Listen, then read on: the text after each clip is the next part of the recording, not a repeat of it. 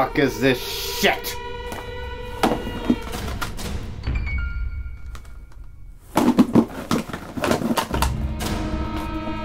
Who the fuck would send me this shit?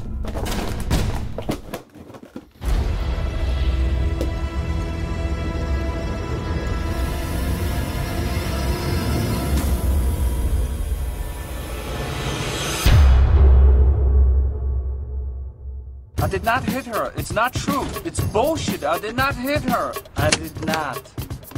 Oh, hi, Mark. Open up my eyes! I never misspelled anything! Not once, not one time!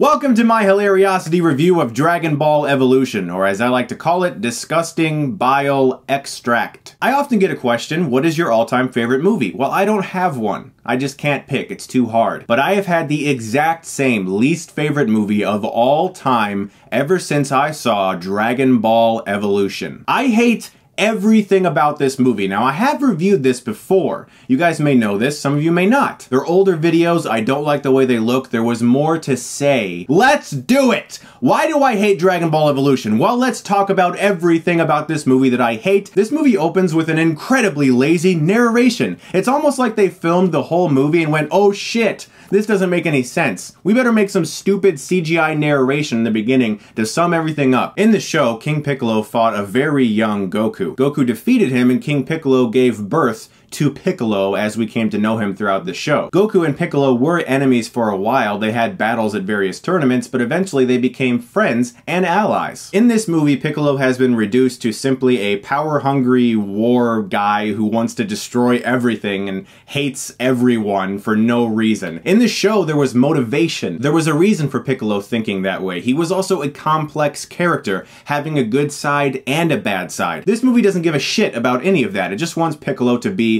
the big evil guy who has absolutely nothing interesting about him. The movie is directed by James Wong, and I've liked some of his work before. I enjoyed The X-Files a lot. He wrote some of the best episodes, and I even enjoyed some of the Final Destination movies that he directed. But here, I don't know what happened. It's almost like this movie was just canned at the last minute because it's like 80-something minutes long with credits.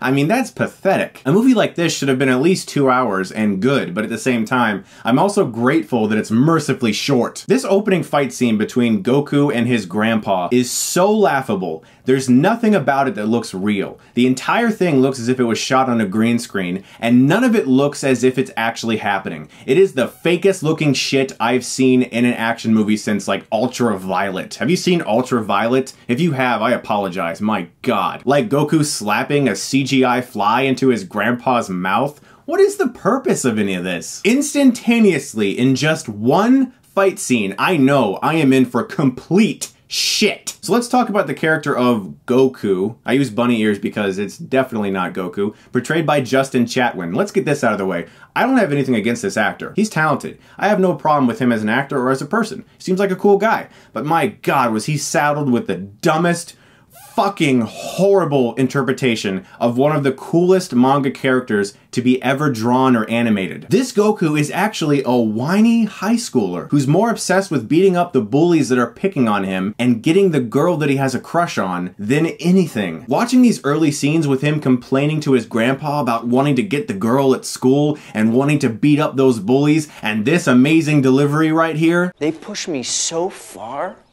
that I want to explode. Yo, I could tear them apart with one hand. It makes me truly wish that I had 7 Dragon Balls of my own so that I could wish this movie out of existence. In the show, Goku did want to become stronger, but that's because he had an obsession with fighting, not with wanting to harm others or beat people up. He was a Saiyan, and so he felt that need for battle, but he was also sort of a pacifist. He didn't necessarily want to fight someone. He only did it to protect those he loved. This movie has a teen, angsty Goku who gets pissed off a lot and makes a poop face quite often. Something else I noticed after rewatching this movie, because yes, I rewatched it and my god, it was torturous. Justin Chatwin often ceases to act after he gets his lines out. Teach me how to be normal.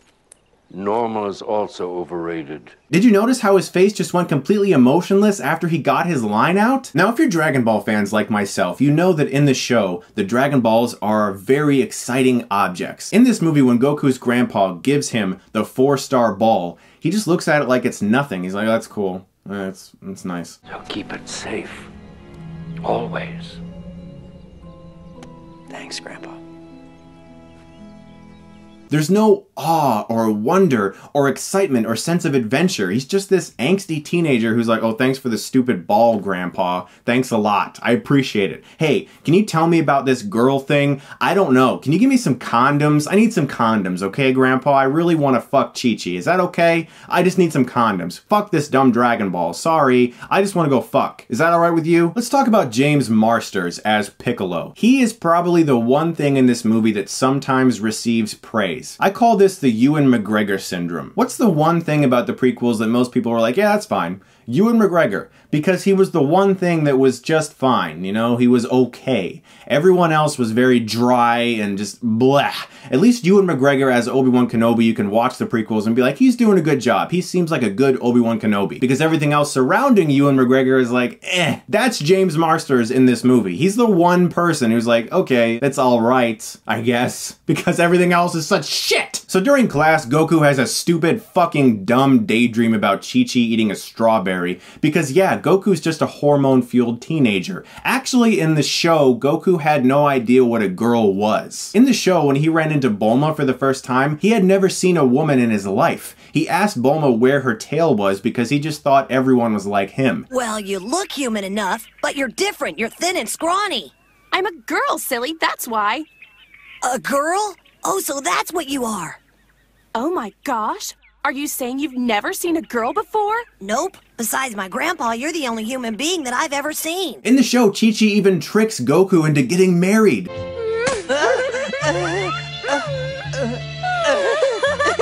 That's how innocent and naive of a character he was. In this fucking shit, he just looks at Chi-Chi and goes, oh man, I really want to bone her. And then he tells the teacher that the Nameks were a race of people 2,000 years ago that tried to destroy the entire Earth. They're not a peace-loving people that just enjoys raising their families and being pacifists like they were in the show. This movie takes everyone in the show that hated violence and wanted to stay away from violence and turns them into power-hungry bullies. It's such an American viewpoint of such a great Japanese manga. It makes me sick. Then we get some awkward romantic babble between Goku and Chi-Chi where he just blurts out that Chi-Chi is not a normal name. Yeah, because Goku is the king of normal names. With each passing scene, it becomes incredibly obvious why Akira Toriyama, the original creator, was so horrified by this movie that he wanted to resurrect the films and the show with Battle of Gods and Resurrection F, as well as the upcoming Dragon Ball Super. True story. The guy was fucking horrified by this movie, just like all of us. So Chi-Chi invites Goku to her party, and right here we are literally 14 minutes into this movie. And I can't fucking take it anymore. 14 minutes, and I cannot take it. I've gotta fucking do something. Something more fun than watching this movie. I gotta do something. Sorry, guys.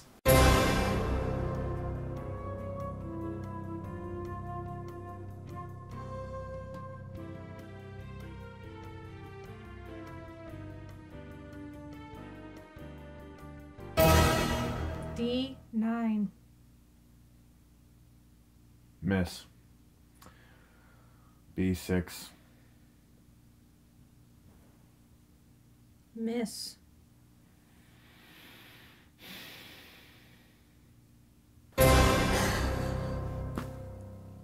Where the fuck was I? Oh yeah, I'm still 14 minutes into this fucking shit. Alright, so Goku goes to Chi-Chi's party. Whoopity fucking do. He gets attacked by some bullies. Why are these bullies kung fu masters? Why did they make Dragon Ball Evolution a cliched, awkward teen romance for the CW network? Why is this such an obvious stunt double? Why did they hire an actor to play the biggest badass of all time who doesn't want to do his own stunts? I mean, did they hire Justin Chatwin because of his role in War of the Worlds when he had Dragon Ball toys on his shelf? Is that the only reason? It has to be. So apparently Piccolo can use the Force. He crushes Grandpa's house. Now please observe this Oscar-worthy acting as Goku's grandpa dies.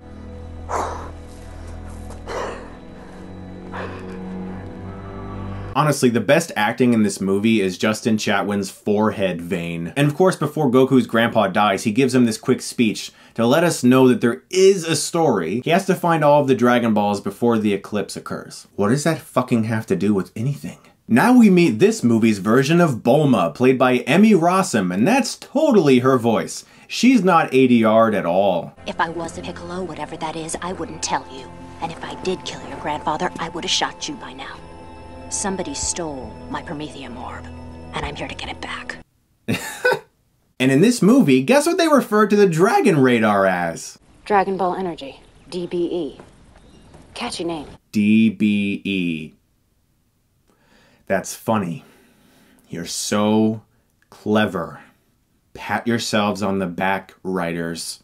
You made a good one. Let's talk about the fact that this movie does, in small ways, try to pay homage to who Goku as a character really is in the manga and the show. In the next scene, they have him eating a gigantic leg of meat. And in the show, it's like this thing that Goku is always very hungry, he can eat a ton of food, and it's very funny, it's very cute. That's Goku in the show. But in this movie, it makes no sense because the character they're portraying is this angsty teenager who's on a street in the middle of the night with Bulma trying to find Master Roshi, and he's just eating a leg of meat. I know, as a fan of Dragon Ball, that they're trying to tribute Goku, who's always hungry and loves to eat a lot of food. But it doesn't make sense for this movie because the character they're portraying is this annoying, hormone-fueled teenager. So why in the hell would he just be eating a giant leg of meat in the middle of the road? The movie is trying to honor certain things about his character, like giving him a hoodie that's orange and blue, but it doesn't work with the dumbass character they've already created, so it just comes off stupid and tired. So now we get introduced to Chow Yun-Fat as Master Roshi. This is potentially a great idea. This is a very good actor and a very good stuntman in films like Crouching Tiger, Hidden Dragon, or some of John Woo's earlier films. If I were to read Chow Yun-Fat cast as Master Roshi, I'd be like, that's great, good job. And they tried to give him a few fun elements, like how he's still kind of a pervert and everything, and this would all be okay if it didn't look like such utter shit. Look at this fight scene. It looks like Mortal Kombat Annihilation took a shit. And the shit that Mortal Kombat Annihilation took was the fight scene in Dragon Ball Evolution we're watching right now. Later on in this scene, we have Master Roshi laughing, and in this close-up of him stopping laughing, observe. My grandfather is dead.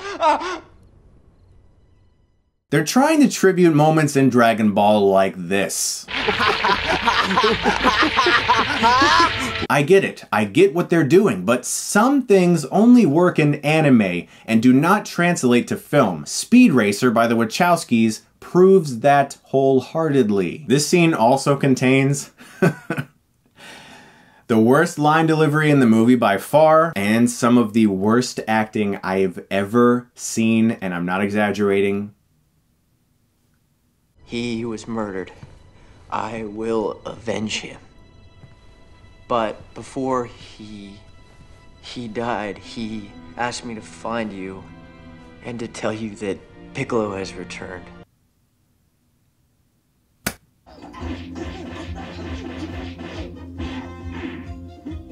Isn't this so much better?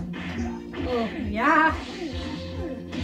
So Bulma and Roshi and Goku team up to go somewhere because they all have to find the Dragon Balls before the eclipse and blah blah fucking shit, who cares. Roshi makes Goku carry this giant sack, which was a tribute to Dragon Ball, where Roshi made Goku and Krillin.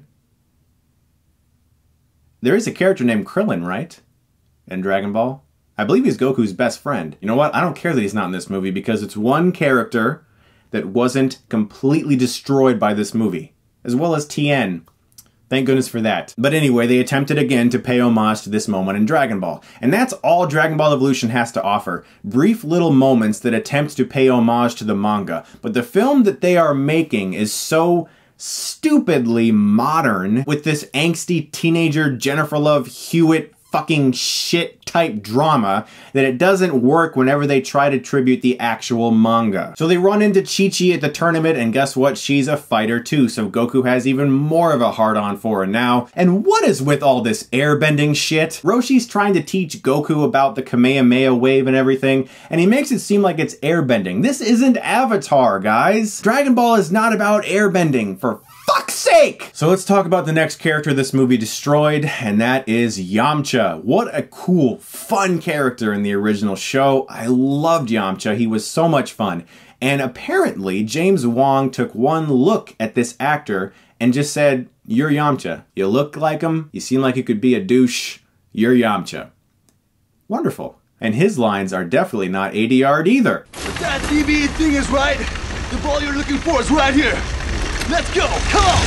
When our heroes fall down a giant hole, they make a campfire for Roshi to tell stories with the fire. That's right, Roshi makes images appear in the fire because he's a magical wizard. Again, Yamcha. Why is he such a fucking bro? Well, everything happens for a reason, bro. Got that one from daytime TV. I'm expecting this guy to just be like, fuck you guys, I'm about to go play some football with my friends, have some beer and wings, and yell really loud. Now the movie reminds us that there is in fact an antagonist. Piccolo creates monsters by extracting his blood, and these monsters form and attack everyone on this lava thing. And they slice him up and create a bridge with them so that Goku can cross this bridge to get the Dragon Ball. You know, there are parts of this movie that I actually hate so much, and this is one of them, so I'm just gonna move on now. So Goku gets the Dragon Ball, and it gives him a vision of the future. That's right, Goku is now a clairvoyant psychic. I can't do this, guys. I can't fucking do this. I can't. Yes, could I please have a McChicken with extra lettuce and onions added to it? Anything else? Yeah, I'll take a 4-piece chicken nugget. Second order? Yep. Alright, it's gonna be $2.50 at the second meal, please. Thank you. Next we get a scene where Roshi explains everything to us again, because we need a scene after every action scene for somebody to go, okay, guys, there's still a plot. Here's the plot. Just want to remind you, there's still a plot. There is a plot, exposition, exposition, plot, exposition. Next we get character building moments, I guess. Roshi meets up with an old friend with a white painted beard. Bulma and Yamcha walk around and discuss things. Chi-Chi and Goku walk around and discuss things. This is the movie's attempt to give us character development. And it's a bullshit fest of fuckery. But that's okay, because next we get more airbending shit. Roshi is trying to teach Goku about the Kamehameha wave, which apparently he's not able to master yet because Goku is only 18 years old.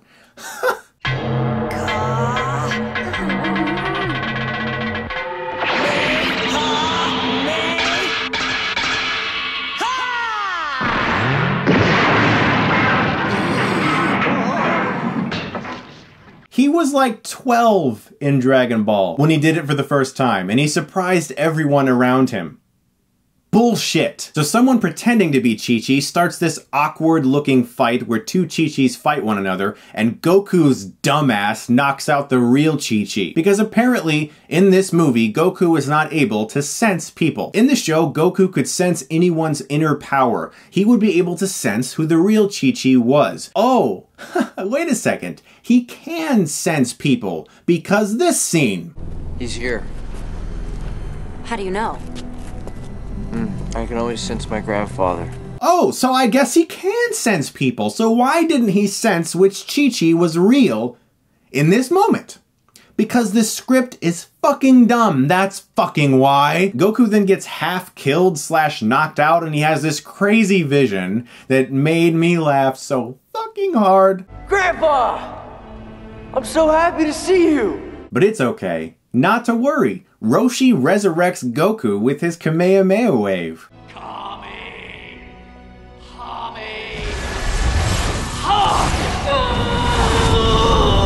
The Kamehameha wave is one of the most famous attacks in anime history. It's an attack, not a resuscitating attack.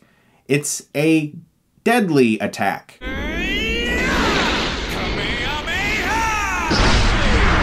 This is honestly as bad as if somebody made a Star Wars movie where lightsabers no longer cut through things. If you like impaled somebody with a lightsaber, it brought them back to life. So my wife was nice enough to rewatch this movie with me. She was like, look, we said we'd go through pain together and we're gonna rewatch Dragon Ball Evolution together, because she's a big Dragon Ball fan too. And in this scene with Piccolo, she just goes, Piccolo looks like he belongs in a Joel Schumacher Batman film. And I laughed my ass off. She is so right. He looks like fucking Bane or anything in Batman and Robin. It's atrocious. So now the whole big finale starts and CGI, green screen, yeah! So about Goku's costume reveal, this fucked my life. Fuck it. So Goku becomes Ozaru, the big ape. Thank goodness they in some way maintain that storyline at least. But my god, does it look like such shit. Just look at this fucking shit. Fuck me in the ass. So Roshi dies. Because, you know, friggin' Obi-Wan Kenobi died in Star Wars and Qui-Gon died in Phantom Menace, so they have to have the old guy who teaches things die. And Goku somehow convinces himself to revert back to his normal form because he just has to be really strong and overcome Piccolo in this fight. None of this makes any fucking sense.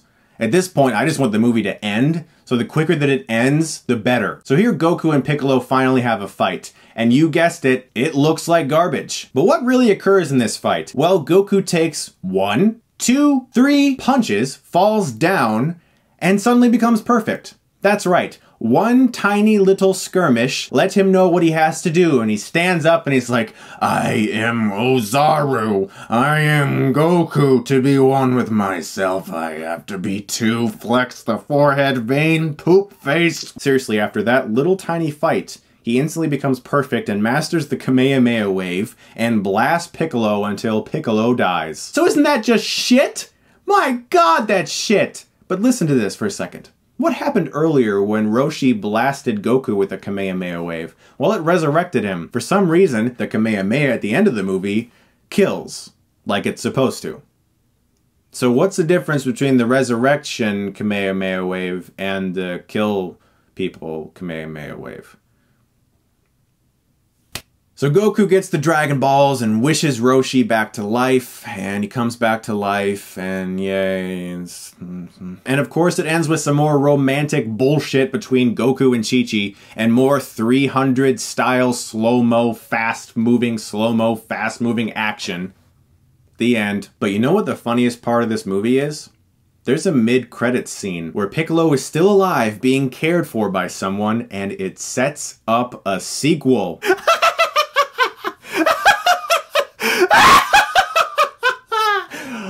Okay, this is the last review of Dragon Ball Evolution I'm ever going to make. This is my final farewell to this movie. I have said everything there is to be said, but wait, there is still something that I must do. Yes, I feel it growing within me. The desire to destroy.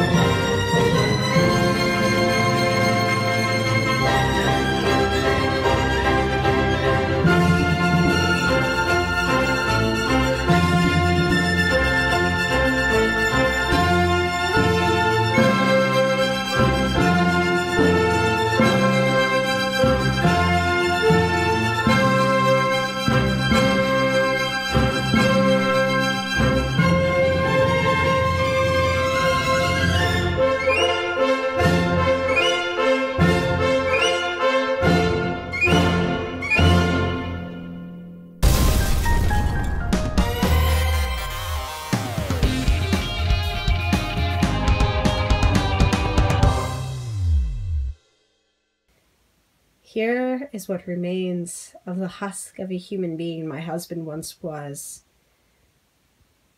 After Dragon Ball Evolution, this is all that remains. A withered, shallow corpse. I wish for 7 Dragon Balls that could make that movie disappear. You don't understand.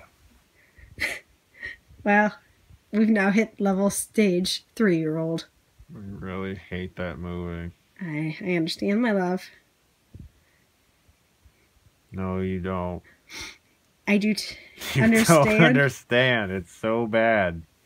I grew up with Dragon Ball Z just like you did. You know what's really funny, though, is I looked at Norma of the North versus this, and I think actually Dragon Ball Evolution has a better rating than Norma of the North does. I wonder what redeeming qualities gave it 14% on Rotten Tomatoes. I feel violated. I feel disgusted. It's like in those like demon movies where like someone finds out an object in their house is like possessed and they're like, get it out of the house. Like that's how I feel about Dragon Ball Evolution. Like it's like it's like it's in my house and it's like making my house gross.